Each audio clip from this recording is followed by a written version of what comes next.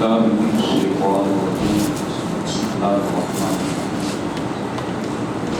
الحمد لله رب العزت تعالیٰ کا بے حدود حساب شکر اور کرم ہے کہ اس نے ہمیں یہ توفیق بخشی کہ شب گزشتہ نماز تراویح میں ہم نے قرآن حکیم کے 21ویں پارے کی تلاوت اور سماعت کا شرف حاصل کیا۔ دعا ہے کہ رب کائنات ہمارا پڑھنا سننا اپنی بارگاہ میں قبول فرمائے، ہماری غلطیوں کوتاہیوں سے درگزر فرمائے اور اسے ہمارے لیے، ہمارے ماں باپ کے لیے اور ساری امت کے لیے مغفرت و بخشش اور ہدایت و نجات کا ذریعہ بنا۔ 21ویں پارے کا آغاز سورۃ العنکبوت کی آیت نمبر 45 سے ہوتا ہے، جس میں یہ حکم ارشاد فرمایا گیا کہ اے حبیب، جو کتاب آپ کی طرف وحی کی جاتی ہے آپ اس کی تلاوت فرمائیے، نماز قائم فرمائیے، بے شک نماز بے حیائی اور برائی سے روکتی اور اللہ کا ذکر ہر چیز سے بڑا، اور تم جو بھی کرتے ہو اللہ پاک اسے بخوبی جانتا ہے۔ تلاوت آیات اور اقامت صلاۃ، یہ دو حکم ہیں جو اس آیت کے اندر دیے گئے، اور یہ دونوں حکم ہی بڑے اہم روحانی طور پر اور ایمانی طور پر یہ نسخہ کیمیا ہے جو عطا فرمایا ہے۔ تلاوت آیات، اقامت صلاۃ، یہ ایک دوسرے کے ساتھ جڑے ہوئے ہیں۔ آج ہماری ایک شدید غلطی جو ہم سے سرزد ہو رہی ہے، خصوصاً نماز کے باب میں، ہم نماز میں قرآن کی تلاوت نہیں کرتے۔ ہم میں سے کتنے ہیں، اگر ہم دل پہ ہاتھ رکھ کے سوچیں، یہ میں ان بہنوں بھائیوں سے عرض کر رہا ہوں جو نماز پڑھتے ہیں، ہماری کتنی بڑی تعداد ہے کہ 40 سال ہو گئے سوائے سورہ اخلاص کے ہم نے کوئی صورت نماز میں پڑھی نہیں۔ قرآن کی کتنی صورتیں ہم نے یاد کی ہیں، اور کتنی صورتیں ہیں کہ جب ہم ہاتھ باندھ کے اپنے رب کے حضور کھڑے ہوتے ہیں تو ہم اللہ کی بارگاہ میں وہ آیات تلاوت کرتے ہیں۔ بہت کم تعداد میں قرآن کی آیات ہیں جو ہمارے سینوں میں محفوظ ہوتی ہیں، اور جب نماز پڑھتے ہیں تو ہماری بدقسمتی عرض کر رہا ہوں کہ جو تعداد پڑھتی ہے، ہماری ایک بہت بڑی تعداد آج نماز سے ویسے ہی باغی ہے، آج نماز سے ویسے ہی ہم جان چھڑا چکے، اللہ معاف فرمائے۔ ادھر نماز کا وقت ہوتا ہے اور ادھر ہم ٹیلی ویژن سکرینز کے ساتھ چپک کے بیٹھ جاتے ہیں۔ اسلامی جمہوریہ، اسلامی حکومت کے اندر کوئی ایسا نظام نہیں کہ اوقات نماز کے اندر لوگوں کو مساجد کی طرف راغب کیا جائے۔ ہاں، اس کا بہت بڑا اور بہترین انتظام ہے کہ جتنا ہو سکے کوئی اللہ کے گھروں کا رخ نہ کر پائے، گیم شوز دکھائے جائیں، تاریخی ڈرامے نشر کیے جائیں، اور طرح طرح کی جتنی بھی اٹریکشنز، ترغیبات ہو سکتی ہیں وہ دے دی جائیں، جتنا ہو سکے مسجد کی طرف اٹھنے والے قدموں کو روک دیا جائے۔ اور اللہ کا قرآن فرماتا ہے قرآن کی آیات پڑھا کرو اور نماز قائم رکھا کرو۔ رسول اللہ صلی اللہ علیہ وسلم کا اسوہ حسنہ کیا تھا؟ بخاری شریف، مسلم شریف، صحاح ستہ، کتب سیرت بھری پڑی ہیں کہ رسول اللہ صلی اللہ علیہ وسلم جب نماز پڑھتے تھے حضور طویل اللہ کے کلام کی تلاوت فرمایا کرتے۔ آپ سے پوچھا گیا یا رسول اللہ کون سی نماز اللہ کو محبوب ہے؟ مقصد تھا کہ حضور زیادہ تعداد میں رکعتیں پڑھنا یہ اللہ کو محبوب ہے، یا رکعتوں کی تعداد تو کم ہو لیکن تلاوت آیات زیادہ؟ حضور یہ پسند ہے۔ اللہ کے رسول نے فرمایا طول القنوت احب الی اللہ من کثرت السجود، فرمایا لمبا قیام، اور قیام لمبا کب ہوگا؟ جب ہم سورہ اخلاص بغیر ترجمے کی گہرائی میں جائیں۔ سورہ اخلاص قرآن کی عظیم آیت ہے، ہرگز اس عظیم سورت کی شان کم کرنا یہ مقصود نہیں ہے، لیکن مسئلہ یہ ہے کہ ہم کس نیت سے پڑھتے ہیں۔ کیا ہمارا یہ ارادہ نہیں ہوتا کہ اس میں وقت تھوڑا لگتا، جلدی نماز ختم ہو جائے گی؟ نماز کو جلد ختم کرنے کے لیے زندگیاں بیت جاتی ہیں سورہ اخلاص کو سمجھے بغیر نماز پڑھتے۔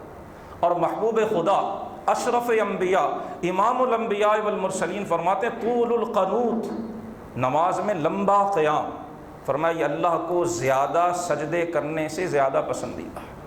رکعتوں کی تعداد بھلے تھوڑی ہو، تلاوت آیات زیادہ۔ یہ دونوں احکام ایک دوسرے کے ساتھ مربوط ہیں۔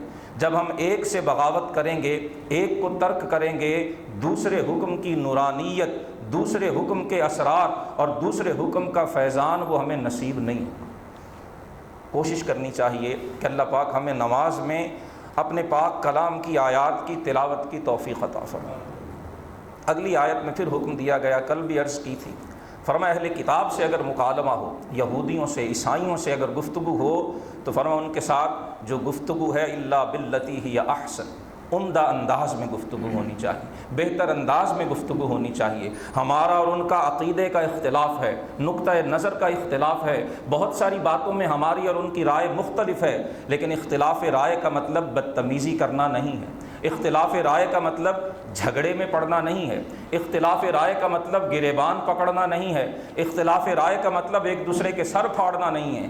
آئیے دیکھیں قرآن ہمیں کیا انداز بتا رہا ہے۔ فرمایا اہل کتاب ہیں، یہودی ہیں، عیسائی ہیں، اللہ رب العالمین کی وحدانیت کے بارے میں نقطۂ نظر مختلف ہو چکا ہے، الانبیاء کرام کے باب میں ان کا نقطۂ نظر مختلف ہو چکا ہے، آخرت کے باب میں نقطۂ نظر مختلف ہو چکا ہے۔ حق وہ ہے جو ہم نے محمد الرسول اللہ پہ اتار دیا، لیکن اس حق کو جب ثابت کرنا ہے الا باللتی ہی احسن، فرما ان سے تمہارا مکالمہ، ان سے تمہاری گفتگو وہ انداز احسن کے ساتھ ہونی چاہیے، وہ طریق احسن کے ساتھ ہونی چاہیے، وہ عمدہ اور بہتر انداز سے ہونی چاہیے۔ اور ساتھ ہی فرما دیا گیا انہیں بتا دیں اور ان سے اعلان کر دیں کہ ہم اس پر بھی ایمان لائے جو ہم پر اتارا گیا، وَأُنزِلَ إِلَيْكُمْ، اور جو تم پر اے یہودیو جناب موسیٰ کلیم پر جو اتارا گیا ہم اس پر بھی ایمان رکھتے ہیں، جناب عیسیٰ روح اللہ علیہ السلام پر جو اتارا گیا ہمارا ایمان اس پر بھی ہے۔ الہنا و الہکم واحد، ہمارا اور تمہارا معبود ایک ہی ہے، رب موسیٰ، رب عیسیٰ، رب محمد وہ ایک ہی ہے، رب الانبیاء والمرسلین وہ ایک ہی ہے، وَنَحْنُ لَهُ مُسْلِمُونَ، ہم تو اسی کے فرما بردار ہیں، ہماری گردنیں، ہمارے دل اسی کے حضور جھکے ہوئے ہیں۔ اسی رکوع میں آیہ نمبر 48 میں رسول اللہ صلی اللہ علیہ وسلم کے معجزہ امیت کا ذکر کیا گیا۔ امی عربی زبان میں اسے کہتے ہیں جسے پڑھنا لکھنا نہ آتا، یہ لوگوں کے لیے عیب ہے اور محمد عربی کی شان ہے۔ ارشاد فرمایا کہ آپ قرآن کے نزول سے پہلے نہ تو کوئی کتاب پڑھتے تھے اور نہ اپنے ہاتھ سے کوئی تحریر لکھتے تھے، اذا لارتاب المبطلون، اگر آپ یہ نوشت و خوان، یہ پڑھنا لکھنا قرآن سے پہلے اگر آپ کو آتا ہوتا تو یہ اہل کتاب، عیسائی، یہودی یا مشرکین اس بات سے شک میں پڑ جاتے کہ محمد صلی اللہ علیہ وسلم چونکہ پڑھنا جانتے ہیں، انہوں نے تورات پڑھ کر یہ باتیں بنا لی، انجیل پڑھ کر یہ باتیں بنا لی، یہ چھپ چھپ کر بیٹھ کر تورات اور انجیل نقل کرتے ہیں، کاپی کرتے ہیں، لکھتے ہیں اور پھر ہمیں پڑھ کر سنا دیتے۔ فرمایا میرا محمد عربی تو وہ ہے کہ تم خود گواہ ہو، نہ اس سے پہلے آپ پڑھتے تھے نہ لکھتے تھے۔ جو پڑھنا لکھنا نہیں جانتا جب اس کے لبہائے کریم کھلتے ہیں وہ ایسی عظیم کتاب کی آیات تلاوت کرتا ہے کہ جو صحیفہ ہدایت ہے، جو صحیفہ رشد و ہدایت ہے، اور جس میں کائنات کے وہ اسرار و رموز عیاں کر دیے گئے ہیں جن تک آج عقل انسانی پہنچ ہی نہیں سکی ہے۔ فرمایا جب اس محمد عربی، محمد کریم، اس نبی امی کی زبان سے یہ عظیم آیات سنتے ہو تو پھر مان کیوں نہیں لیتے کہ یہ ان کی اپنی کہی ہوئی باتیں نہیں، یہ اللہ کا کلام ہے۔ فرمائیے آپ صلی اللہ علیہ وسلم کا معجزہ بل هو آیات بینات، یہ تو اللہ کی قدرت کی روشن نشانیاں ہیں جنہیں اہل علم کے سینوں میں اللہ نے محفوظ کر دیا۔ فرمایا ظالم ہی ہماری آیتوں کا انکار کرتے۔ مشرکین و کفار نت نئے مطالبات کی فہرست آپ کی خدمت میں پیش کرتے، یہ معجزہ دکھایا جائے، فلاں معجزہ دکھایا جائے، اس قسم کا معجزہ ہمارے سامنے لایا جائے۔ ان سارے سوالوں کا جواب سورہ عنکبوت کی آیہ نمبر 50 اور 51 میں اللہ پاک نے دیا۔ فرمایا یہ طرح طرح کی نشانیاں مانگتے کہ آپ پر معجزے کیوں نہیں نازل ہوتے، آپ نشانیاں کیوں نہیں دکھاتے۔ قل انما الآیات عند اللہ، اے محبوب فرما دیجئے ساری نشانیاں اللہ ہی کے قبضے میں۔ انما انا نذیر مبین، میں تو کھلم کھلا ڈرانے والا۔ فرمایا نشانیاں مانگتے ہو اے معجزوں کے طلبگار، اولم یکفہم انا انزلنا علیک الکتاب یتلی علیہ، فرمایا سب سے بڑا معجزہ یہ قرآن ہے جو آپ پر نازل کر دیا گیا، جو ان کے سامنے انہیں پڑھ کر سنایا جاتا ہے۔ ان بد نصیبوں کے خیال میں سورج کا غروب ہونے کے بعد پلٹنا بڑا معجزہ ہے، چاند کا 2 ٹکڑے ہونا معجزہ ہے، کھاری کنووں کا میٹھا ہونا شاید ان کے نزدیک معجزہ ہے، اور ایک بے آب و گیا ایک لق و دق صحرا اور ریگستان کا لہلہاتے ہوئے نخلستان میں بدلنا، یہ ان ظاہر بینوں کے نزدیک معجزہ ہے، لیکن اللہ فرماتا ہے اولم یکفہم انا انزلنا علیک الکتاب، ہماری نگاہ قدرت سے اگر کوئی دیکھے تو سب سے بڑا معجزہ تو قرآن ہے۔ یتلا علیہم، جو ان کے سامنے پڑھ کر سنایا جاتا ہے اور چیلنج کیا جاتا ہے کہ فأتوا بسورۃ من مثلی، اے ریگستانوں کو نخلستانوں میں تبدیل کرنے کا مطالبہ کرنے والوں، قرآن جیسی ایک آیت تو بنا کے لے آؤ۔ اے چاند کو دو ٹکڑے کرنے کا مطالبہ کرنے والوں، یہ تو کچھ بھی نہیں ہے، قرآن جیسی ایک آیت تو بنا کے لاؤ۔ تمہیں پتہ چل جائے گا کہ اللہ کا کلام کیا ہوتا ہے اور کلام انسانی کیا ہوتا ہے۔ ان فی ذلک لرحمۃ وذکریٰ لقوم یؤمنون، فرمایا اس قرآن میں تو رحمت ہے اور ایمان والوں کے لیے نصیحت ہے، ایمان والوں کے لیے نصیحت ہے۔ قرآن نے صرف ایمان والوں کے لیے اجر و ثواب نہیں ارشاد فرمایا، یقیناً اس میں اجر و ثواب بھی ہے، لیکن اسے صرف کتاب اجر و ثواب پڑھ کر پڑھتے رہنا اور کبھی نصیحت حاصل کرنے کی کوشش ہی نہ کرنا، یہ وہ غلطی ہے جس میں آج ہم گرفتار ہیں۔ قرآن ہمیں بلا رہا ہے کہ وَذِكْرَىٰ لِقَوْمٍ يُؤْمِنُونَ، یہ تو ایمان والوں کے لیے نصیحت ہے، یہ 1400 سال قبل بھی نصیحت تھی، یہ آج بھی نصیحت ہے اور یہ صبح قیامت تک نصیحت کا فریضہ سر انجام دیتی رہے گی۔ اگلے رکوع میں بھی فرمایا گیا محبوب ان سے کہہ دیجئے کہ میرے اور تمہارے درمیان اللہ ہی کافی ہے بطور گواہ۔ اللہ کی قدرتوں کا، عظمتوں کا ذکر یہاں پر پھر کیا گیا، دنیا کی زندگی کی حقیقت کو آخری رکوع میں واضح اور عیاں کر دیا گیا اور فرمایا سدا رہنے والی زندگی وہ تو آخرت کی زندگی ہی ہے۔ سورہ عنکبوت کا اختتام اس خوبصورت اور پیارے اعلان سے کیا کہ جو ہماری راہ میں کوشش کرتا ہے، جد و جہد کرتا ہے، ہم اسے ضرور خود تک پہنچنے کی راہ دکھایا کرتے ہیں۔ جو بھی اللہ تک پہنچنا چاہتا، وصول الی اللہ کا مرحلہ جو طے کرنا چاہتا ہے، یہ آیت اس کے لیے امید کا ایک روشن، ایک چمکتا ہوا چراغ ہے۔ فرمایا تم کوشش کرو، جد و جہد کرو، ہم تمہیں تمہارے ہاتھ سے پکڑ کر خود تک پہنچا دیں گے۔ لنہدینہم سبلنا، ہم ضرور انہیں اپنی راہوں کی ہدایت دیں گے، ان کی رہنمائی کریں گے۔ وَإِنَّ اللَّهَ لَمَعَ الْمُحْسِنِينَ۔ سورہ روم 21ویں پارے کی دوسری سورہ مبارکہ ہے، مکی صورت ہے، 60 آیات اور 6 رکوعوں پر مشتمل ہے۔ اس سورہ مبارکہ میں ایک عظیم پیشین گوئی، مستقبل کی ایک خبر دی گئی جو اسی طرح واقع ہوئی جیسے قرآن نے بیان فرمائی تھی، اور اپنی آنکھوں سے دیکھنے کے باوجود، کانوں سے سننے کے باوجود مشرکین مکہ پھر بھی نہیں مانے۔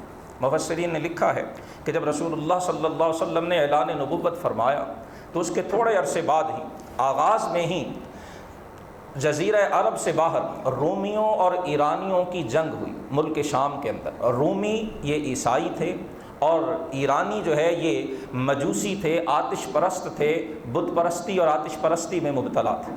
جب یہ جنگ ہوئی، بار بار عرض کی یہ بات قرآن کے طالب علم کے سامنے رہنا چاہیے کہ مکہ مکرمہ اسلام سے پہلے بھی ایک بڑا اہم مرکز تھا۔ ایسا نہیں تھا آج ہم میڈیا کے دور میں سمجھتے ہیں کہ اس وقت لوگوں کو پتہ ہی نہیں ہوتا تھا کہ دنیا میں کیا ہو رہا ہے، یہ خیال غلط ہے۔ اس زمانے میں بھی بین الاقوامی تجارت بھی ہوتی تھی، بین الاقوامی روابط بھی ہوتے تھے اور خبریں بھی دنیا کے ایک کونے سے دوسرے کونے تک جایا کرتی تھیں۔ ہاں اس میں کچھ وقت زیادہ لگتا تھا، ٹائم کچھ زیادہ لگتا تھا، لیکن وہ لوگ اپنے ارد گرد سے بے خبر نہیں ہوا کرتے تھے۔ روم اور ایران کی جنگ شروع ہوئی، مشرکین یہ بھی بت پرست تھے، ان کی ہمدردیاں ایرانیوں کے ساتھ تھی جو آتش پرست تھے۔ مسلمان رسول اللہ اعلان نبوت کر چکے تھے، ابھی کمزور تھے۔ عیسائی کسی نہ کسی حوالے سے اللہ کے وجود پر یقین رکھتے تھے، نبوت اور وحی پر ایمان رکھتے تھے۔ مسلمانوں کی ہمدردیاں عیسائیوں کے ساتھ تھیں۔ اللہ کا کرنا یہ ہوا ایرانی جیت گئے اور رومی ہار گئے۔ جب ایسا ہوا مشرکین مکہ نے بغلے بجانا شروع، خوش ہونا شروع ہو گئے اور مسلمانوں کو طعنے دینے لگ گئے کہ دیکھو اگر یہ وحی والا اللہ کو ایک ماننے والا عقیدہ یہ ٹھیک ہوتا تو یہ عیسائی جیت نہ جاتے، یہ تمہارے ہم عقیدہ ہے نا، تمہارے ہم مذہب ہیں، تمہارے نظریات سے ملتے جلتے نظریات رکھتے ہیں، وہ شکست کھا گئے ہیں۔ ایرانی جو آتش پرست ہے، مشرک ہے، وہ جیت گئے، لہٰذا ہم بھی جیتیں گے، تم پر غالب آئیں گے اور تم شکست کھاؤ گے۔ جب انہوں نے یہ پروپیگنڈا شروع کیا، اس زمانے کی پروپیگنڈا وار تھی، مسلمانوں کے حوصلے پست کرنے کے لیے، مسلمانوں کی ہمتیں توڑنے کے لیے، ان کے جذبات کو جو ہے وہ مجروح کرنے کے لیے اور زخمی کرنے کے لیے، اور یہ ہر زمانے میں باطل قوتوں کا بہت بڑا ہتھیار رہا ہے۔ مسلمانوں کو ان کے یقین سے پیچھے ہٹانے کے لیے، ان کے پختگی ایمان کو کمزور کرنے کے لیے پروپیگنڈا وار ہر زمانے میں جاری رہی۔ جب انہوں نے یہ پروپیگنڈا شروع کیا، مسلمانوں پر بھی اس کا کچھ اثر ہوا۔ اللہ سبحانہ و تعالیٰ نے سورہ روم کی یہ ابتدائی آیات نازل فرمائیں۔ رومیوں کو ابھی شکست ہوئی ہے، وہ ابھی شکست کھا کے ہارے ہیں، ایرانی جیتے ہیں۔ محمد الرسول اللہ مکہ مکرمہ میں لوگوں کو جمع کر کے قرآن کی آیات پڑھ کر سناتے ہیں، الف لام میم غلبت الروم فی ادنی الارض، رومی شکست کھا گئے قریب والی سرزمین میں۔ یہ آج کی بات ہے، وہم من بعد غلبہم سیغلبون۔ محمد مصطفیٰ کی زبان سے بتایا جاتا ہے کہ کچھ ہی عرصے میں رومی غالب آئیں گے، یہ دوبارہ فاتح ہوں گے فی بضع سنین، چند سالوں کے اندر اندر اللہ رومیوں کو دوبارہ فتح عطا فرمائے گا۔ آپ نے یہ اعلان فرمایا، اور اس وقت فرمایا جب ابھی رومیوں کو تازہ شکست ہوئی تھی۔ مشرکین پھر ہنسنے لگ گئے، قہقہے لگانے لگ گئے کہ یہ کیسے ہو سکتا ہے، ابھی تو ایرانی جیتے ہیں، ابھی تو رومیوں نے اپنی شکست کے جو زخم ہیں ابھی تو ان کے وہ تازہ اور ہرے ہیں، یہ کیسے غالب آ سکتے ہیں۔ فی بضع سنین، بضع عربی زبان میں 3 سے لے کر 10 تک کو کہا جاتا ہے۔ فرمایا 10 برس کے عرصے کے اندر اندر رومی دوبارہ سے غالب آئیں گے، یہ پھر جیتیں گے اور ایرانیوں کو شکست فاش کا سامنا کرنا پڑے گا۔ مشرکین نے اسے ماننے سے انکار کیا، اور بعض روایات میں ہے سیدنا ابوبکر صدیق رضی اللہ تعالی عنہ اور ایک مشرک اور کافر سردار کے درمیان شرط بھی طے ہو گئی، اور یہ شرط کی حرمت سے پہلے کا واقعہ تھا، اور پھر جیسے اللہ پاک نے فرمایا تھا 10 برس کے عرصے کے اندر اندر جو قرآن نے پیشین گوئی کی تھی وہ اسی طرح سے پوری ہو۔ اور بعض روایات میں جس دن اللہ نے مسلمانوں کو غزوہ بدر میں فتح عطا فرمائی، اسی وقت رومی بھی ایرانیوں پر غالب آئے، یا اس کے قریب کے زمانے میں قرآن کی یہ بتائی ہوئی پیشین گوئی جیسے قرآن نے فرمائی تھی اسی طرح سے پوری ہوئی۔ اللہ پاک نے یہ پیشین گوئی فرمائی اور ساتھ ہی فرمایا للہ الامر من قبل ومن بعد، ساری کائنات کے معاملات وہ اللہ کے ہاتھ میں ہیں، اس سے پہلے بھی اور اس کے بعد بھی۔ اور جب فرمایا یہ فتح ہوگی یومئذ یفرح المؤمنون بنصر اللہ، فرمایا اس دن مومن اللہ کی مدد سے خوش ہوں گے، اور اللہ جس کی چاہے مدد فرماتا ہے، وہ عزیز اور رحیم ہے۔ وعد اللہ کا وعدہ ہے، اور اللہ اپنے وعدے کے خلاف نہیں کرتا۔ وَلَكِنَّ أَكْثَرَ النَّاسِ لَا يَعْلَمُونَ، اکثر لوگ فرمایا جانتے نہیں ہیں کہ اس کائنات کی حقیقت کیا ہے، وہ صرف اسے دیکھتے ہیں جو آنکھ سے نظر آتا ہے۔ يَعْلَمُونَ ظَاهِرًا مِنَ الْحَيَاةِ الدُّنْيَا، وہ صرف اس دنیا کی زندگی کے ظاہر کو دیکھتے ہیں، اور وہ آخرت سے غافل اور بے خبر ہے۔ اس پیشین گوئی کے پورا ہونے کے باوجود وہ ایمان نہیں لائے۔ اس سورہ مبارکہ میں اللہ سبحانہ و تعالیٰ کی قدرت کی نشانیوں کی طرف انسان کو متوجہ کیا گیا، مشرکین کے شرکی عقائد کا بطلان واضح کیا گیا، اور اسی سورہ روم کی آیہ نمبر 39 میں یہ اعلان کیا گیا کہ جو مال تم لوگوں کو سود پہ دیتے ہو تاکہ ان سے سود لے کے اپنے مال میں اضافہ کر سکو، اللہ کے نزدیک سود سے مال بڑھتا نہیں ہے، اور جو تم زکوٰۃ دیتے ہو اللہ کی رضا کے لیے فاولئک ھم المضعفون، فرمایا اسی زکوٰۃ والے مال کو ہی اللہ کئی گنا زیادہ کر دیا کرتا۔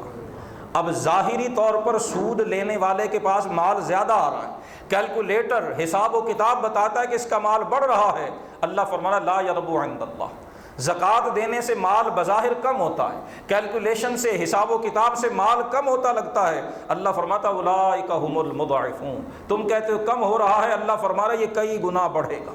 یہی ایمان ہے، یہی اللہ کے وعدوں پہ پختہ یقین ہے، اور یہی اس چیز کا نام ہے کہ حقیقت وہ نہیں جو اس آنکھ سے نظر آتی ہے، بے شمار حقائق وہ ہیں جو انسانی نگاہ کی دسترس میں ہی نہیں۔ پھر مشرکین کو متوجہ کیا گیا کہ اللہ تو وہ ذات ہے جس نے تمہیں پیدا کیا، تمہیں رزق دیا، تمہیں موت دے گی اور پھر تمہیں دوبارہ زندہ بھی کرے گی، کیا تمہارے بتوں میں سے کوئی ایسا کر سکتا ہے؟ سبحانہ وتعالی عما یشرکون۔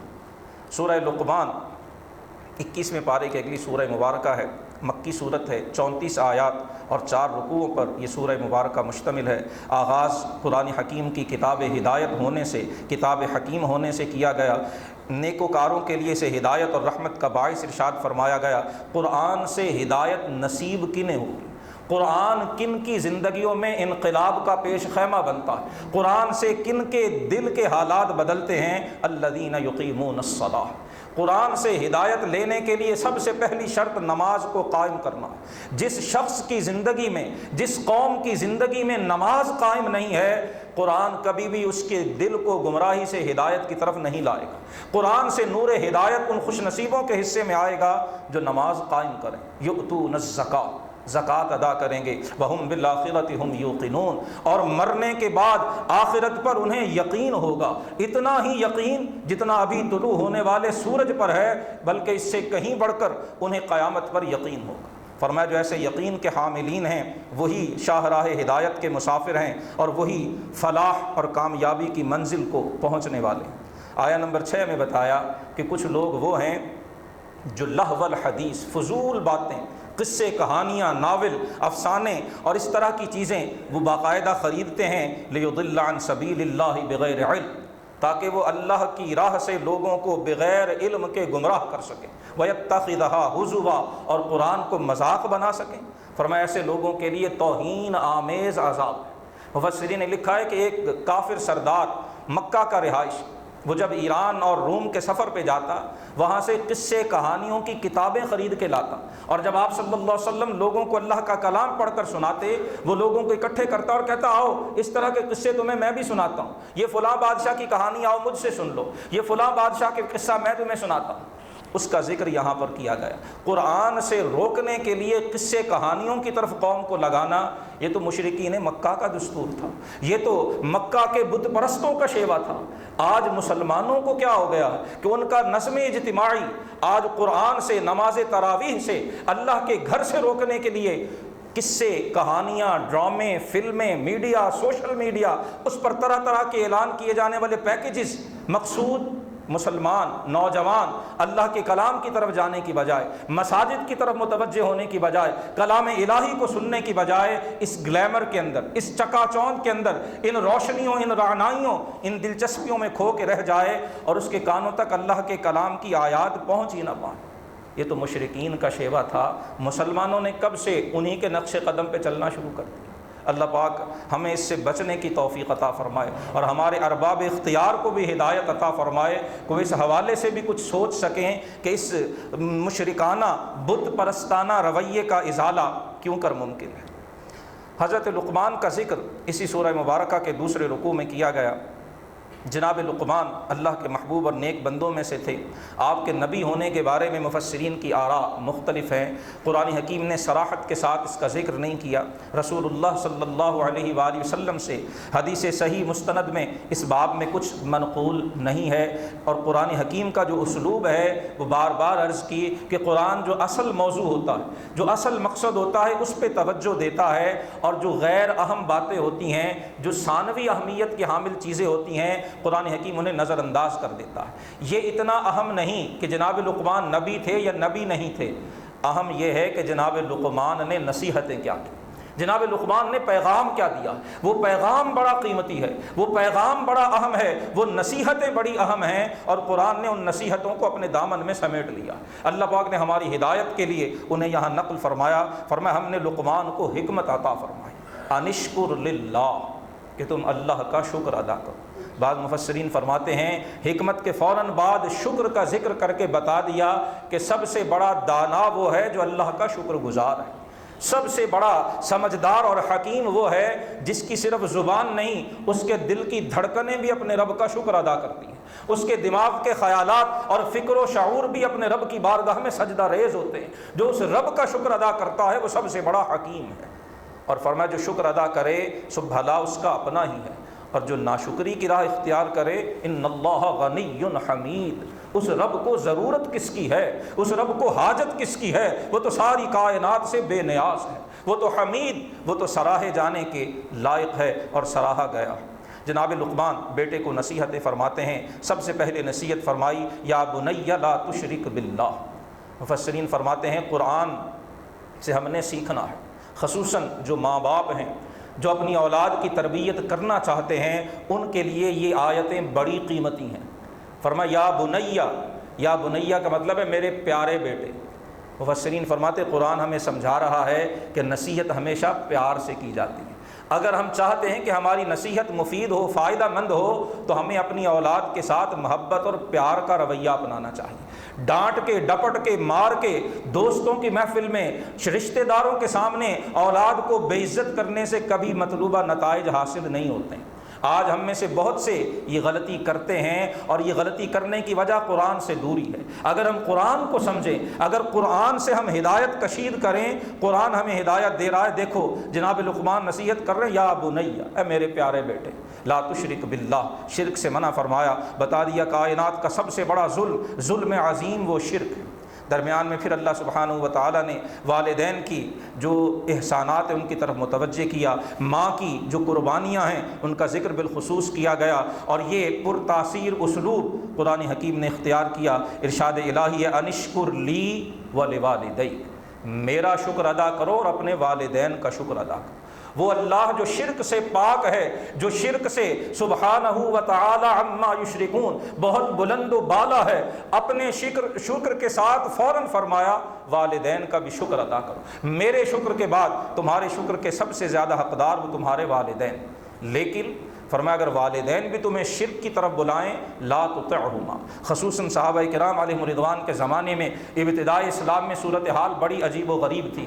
بیٹا مسلمان ہے تو ماں باپ مشرک ہیں، اور وہ مشرک ماں باپ اولاد کو بھی شرک کی طرف طرح طرح سے راغب کرنے کی کوشش کرتے، اور جب دیکھتے کہ اولاد بات نہیں مان رہی تو پھر ان کو جذباتی طور پر جو ہے وہ پریشرائز کرنے کے لیے، دباؤ ڈالنے کے لیے، ان کو ایموشنل بلیک میل کرنے کے لیے اپنے ماں باپ والے رشتے کا انہیں جو ہے وہ قسمیں دی جاتی، مجبور کیا جاتا کہ ہم ماں باپ ہیں لہذا شرک کرو۔ حضرت سعد بن ابی وقاص رضی اللہ تعالیٰ عنہ فرماتے ہیں یہ آیت میرے بارے میں اتری، میری والدہ مشرکہ تھی، جب میں نے ایمان قبول کیا میری ماں نے مجھے روکا اور کہا کہ یہ رستہ چھوڑو اور اپنے آباء و اجداد کے دین پہ قائم رہو۔ میں نہ مانا، میری ماں نے قسم اٹھا لی کہ وہ دھوپ میں پڑی رہے گی، نہ کھائے گی نہ پیے گی جب تک سعد دوبارہ بت پرستی اختیار نہیں کرتا۔ لوگوں میں ایک جو ہے وہ طرح سے یہ خبر پھیل گئی کہ سعد کی ماں نے بھوک ہڑتال کر دی ہے، وہ سایہ چھوڑ کر دھوپ میں آ گئی ہے، کھانے پینے سے انکار کر دیا ہے جب تک سعد محمد کا دین نہیں چھوڑتا ہے۔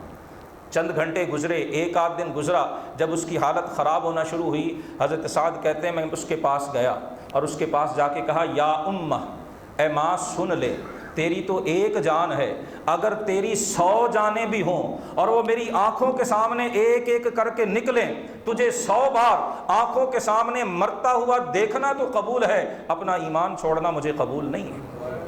ماں باپ ہونے کا یہ مطلب نہیں کہ اللہ کی توحید سے انکار کر دیا جائے، محمد الرسول اللہ کی نبوت و رسالت کو ترک کر دیا جائے۔ فرمایا نہیں، ماں باپ کی اطاعت کی حد وہاں تک ہے جہاں تک وہ اللہ اور اللہ کے رسول کی اطاعت سے ٹکراتی نہیں۔ جب کنٹراڈکشن ہوگا، جب تعارض ہوگا تو پھر ترجیح اللہ اور اللہ کے رسول کے حکم کو دی جائے گی۔ فرمایا ان کی بڑی عظمت ہے، ان کا بڑا مقام ہے، ان کی بڑی قربانیاں ہیں، ہم تمہیں ان کے شکر ادا کرنے کی تلقین بھی کرتے ہیں۔ صاحبہما فی الدنیا معروفا، وہ بھلے مشرک و کافر ہی کیوں نہ ہوں، دنیاوی معاملات میں ان کے ساتھ بھلائی کا رویہ اپناؤ، احسان کا رویہ اپناؤ، لیکن خبردار واتبع سبیل من اناب الیہ، راہ اسی کی اختیار کرنی ہے جو میرا فرما بردار ہے، رستہ اسی کا اپناؤ جو میری راہ پہ چلنے والا ہے، میری بارگاہ میں تم نے پلٹ کر آنا ہے۔ جناب لقمان نے بیٹے کو دوسری نصیحت یہ کی کہ بیٹا تم جو عمل بھی کرو وہ بھلے کتنا ہی چھوٹے سے چھوٹا کیوں نہ، اور اسے جتنا مرضی چھپا کے کر لو، اللہ کی نگاہ قدرت سے کوئی عمل چھپا ہوا نہیں رہتا۔ ان اللہ لطیف خبیر، اللہ ہر باریک سے باریک، ہر چھپی ہوئی سے چھپی ہوئی بات کو جاننے والا بھی ہے اور ہر چیز سے خبردار بھی ہے۔ آیت نمبر 17 میں پھر یہی نصیحت جس کی طرف پہلے بھی توجہ دلائی، دیگر آیات میں بھی مذکور ہوئی، جناب لقمان کی زبان سے بھی ذکر کی گئی کہ میرے پیارے بیٹے اقم الصلاۃ، نماز قائم کرو، نیکی کا حکم دو، برائی سے روکو، اور زندگی میں مصیبت آئے تو صبر کا دامن تھامے رکھو۔ یہ بڑی ہمت والے کاموں میں سے ہے۔ تکبر کی وجہ سے کسی سے اپنا چہرہ مت موڑو، اترا کر متکبرانہ چال سے زمین پر مت چلو۔ اللہ کو اترانے والا، تکبر کرنے والا ہرگز پسند نہیں ہے۔ اپنی چال میں میانہ روی اختیار کرو، اپنی آواز کو نیچا رکھو۔ سب سے بری اور قبیح آواز وہ گدھے کی آواز ہوتی ہے۔ اونچی بولنا، چیخنا، چلانا یہ کوئی خیر کی بات نہیں ہے، یہ کوئی خوبی والا وصف نہیں ہے۔ اگر یہ خوبی ہوتی تو فرمایا گدھے کی آواز میں ہوتی جسے کوئی بھی پسند نہیں کرتا۔ آخری دونوں رکوعوں میں ایک بار پھر اللہ سبحانہ و تعالیٰ کی قدرتوں کی طرف متوجہ کیا گیا، اس کے علم محیط کا ذکر کیا گیا، دنیا کی زندگی کی بے ثباتی کا ذکر کیا گیا، اور روز محشر سوائے اعمال اور ایمان کے کچھ کام نہیں آئے گا، اس سب کا تذکرہ اس سورت کی آخری آیات میں فرما دیا گیا۔ سورہ سجدہ جسے الف لام میم السجدہ بھی کہا جاتا ہے، یہ اگلی صورت ہے، مکی ہے، اس کی 30 آیات اور 3 رکوع ہیں۔ احادیث میں ہے کہ رسول اللہ صلی اللہ علیہ وسلم رات کو آرام فرمانے سے پہلے، بستر پر لیٹنے سے پہلے سورہ الف لام میم السجدہ کی تلاوت فرمایا کرتے تھے۔ اسی طرح جمعۃ المبارک کے دن فجر کی نماز میں بھی آپ علیہ الصلاۃ والسلام سورہ الف لام میم السجدہ کی تلاوت فرمایا کرتے تھے۔ اس سورہ مبارکہ کے اندر بھی اللہ پاک کی عظمتوں کا، اس کی قدرتوں کا ذکر ہے، آسمانوں اور زمین کی تخلیق کا ذکر کیا گیا، انسان کی تخلیق کا ذکر کیا گیا، روز محشر جو مجرموں کی، مشرکین و کفار کی حالت ہوگی، جس ندامت و شرمندگی کا وہ شکار ہوں گے، اور فرجعنا، اللہ سے مہلت مانگیں گے، الہی ایک بار دوبارہ دنیا میں بھیج دے، ہم نعمل صالحا انا موقنون، ہم نیک عمل کریں گے، ہم انبیاء پہ ایمان بھی لائیں گے، ہم رسولوں کی بات بھی مانیں گے، الہی ہمیں ایک بار دنیا میں دوبارہ بھیج دے۔ لیکن اللہ پاک بتائے گا، ارشاد فرمائے گا کہ ایسا اب ممکن نہیں ہے، اب یہ موقع تمہیں دوبارہ نہیں ملے گا، تم اپنا پہلا موقع کھو چکے۔ اہل ایمان کے اچھے انجام کا اور مشرکین و کفار کے عذاب میں مبتلا ہونے کا ذکر کیا گیا، اور آخری آیت میں پھر اعلان کر دیا گیا کہ حبیب ابھی آپ مشرکوں سے اعراض کیجئے، وانتظر، آپ بھی انتظار کیجئے، یہ بھی انتظار کر رہے ہیں کہ اللہ سبحانہ و تعالیٰ آگے کیا دکھاتا۔ سورہ احزاب 21ویں پارے کی آخری صورت ہے، یہ مدنی صورت ہے، 73 آیات اور 9 رکوعوں پر یہ سورہ مبارکہ مشتمل ہے۔ بڑے ہی اہم احکام اس سورہ مبارکہ میں ذکر کیے گئے۔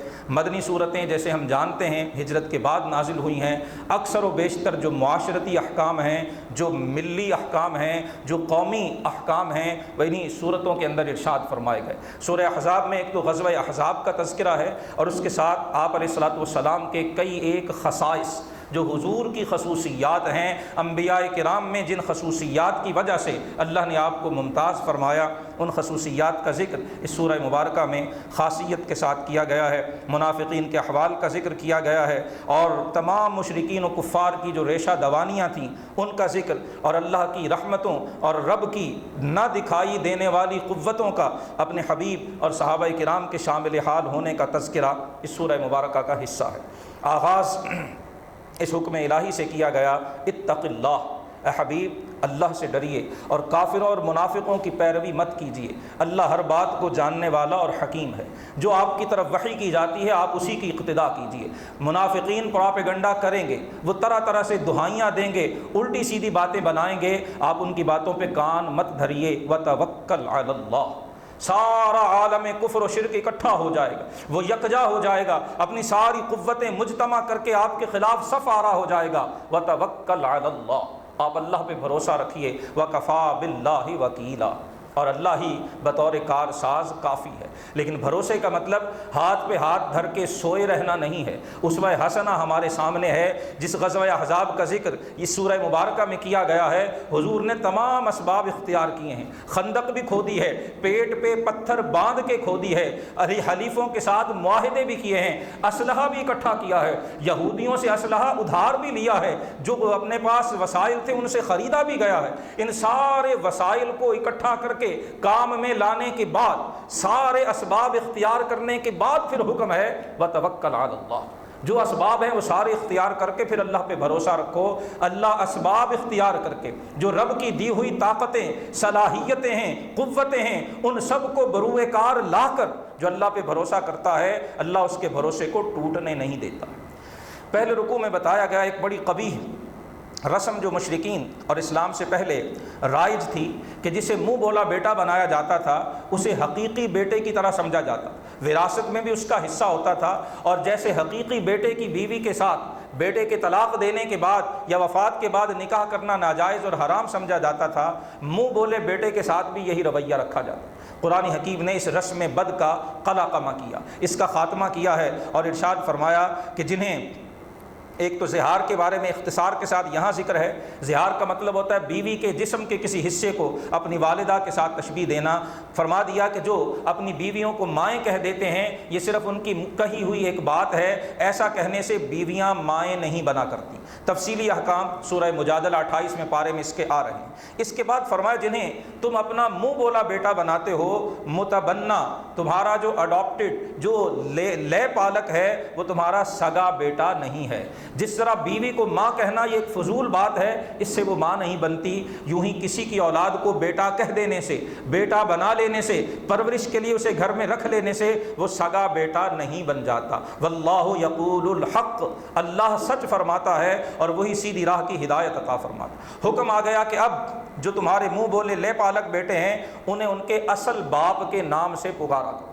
مفسرین فرماتے ہیں حضرت زید بن حارثہ جو حضور کے آزاد شدہ غلام تھے، حضور نے انہیں منہ بولا بیٹا بنا لیا تھا۔ صحابہ کہتے ہیں ہم انہیں زید بن محمد کہا کرتے تھے۔ جب یہ آیت نازل ہوئی ادعوہم لآبائہم، تو دوبارہ سے ہم انہیں زید بن حارثہ ان کے اصل والد کے نام سے پکارنے لگ گئے۔ فرمایا اگر اصل باپ کا نام پتہ نہ ہو فإخوانکم فی الدین، پھر وہ تمہارے دینی بھائی ہیں، بامر مجبوری اگر انہیں نام دینا پڑے اپنا تو دو، لیکن حقیقت ان پر منکشف کر دی جائے۔ اور اگر معلوم نہیں، پتہ ہی نہیں ہے باپ کون ہے، ایسی امر مجبوری کے اندر نام دیا جا سکتا ہے۔ جب معلوم ہو تو پھر کسی صورت بھی اصل باپ کی جگہ کسی اور کا نام لکھنا یا پکارنا یہ جائز نہیں۔